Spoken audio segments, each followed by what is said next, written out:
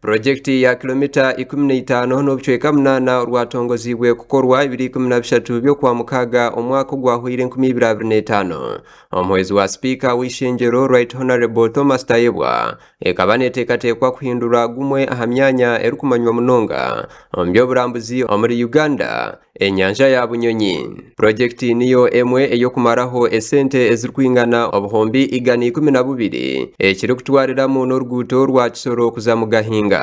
Oguna araburangu okucerererwa kuriyo nukushisha enkora y'ekitongore ekyo kandi ngu abarukwatwaho nibagirangu bakaferwa ebicweka 30 harigana ebyesente ezirikuruga omu burambuzi omu bwire buke. Kiratushasha munonga kureba ngu contractor oba atireho akozira akacweka kace munonga hansi y'ebicweka 3 harigana nuko gutunga maxi harigana ukatunga 3 harigana mu mwaka gumwe.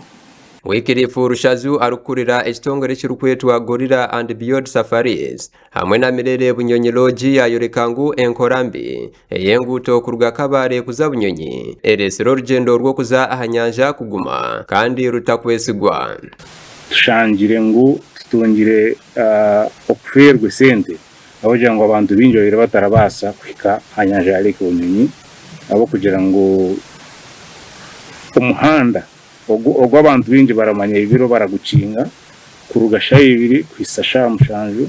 RDC wa Kabare Major Retired Godfrey Katamba yayikirizangu emikorere ya projekti eriyo necerererwa ogu yayorekangu ariyo nagezaho okuratiriza enshongezi okureba ekiresire oburemezi.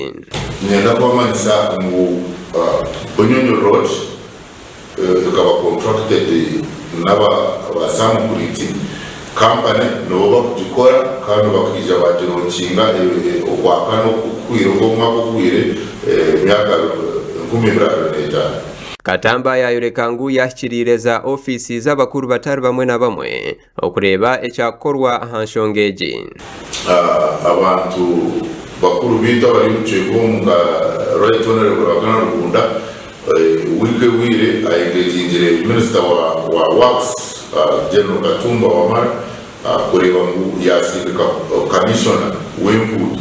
Alani Sempebwa arukurira ebyempulizigana o ministry y'ebyenguuto n'ebyenjenda yahamza abantu ngu government eriyo nerebuza project yahamyangu omurimo guriyo nugenda omumaisho kandi ngu hariho amani agarukutebwaho okureba ngu omurimo gwagenda kurunja omumaisho. Previously, of course, we had also the transition on UNRWA, but that is no longer, that is now behind us because the project teams have been set up and they are doing supervision. So what we are doing for this particular contractor is to really supervise to ensure that they deliver the project as required, and our teams are doing exactly that. Okutera okutunga okushoborora kuruga omursam create engineers and constructors kwaremesebwa ahabwo kuba tebabasa kukwata amasimu gaito gasha kwa job na manya apuli omuri Kabare.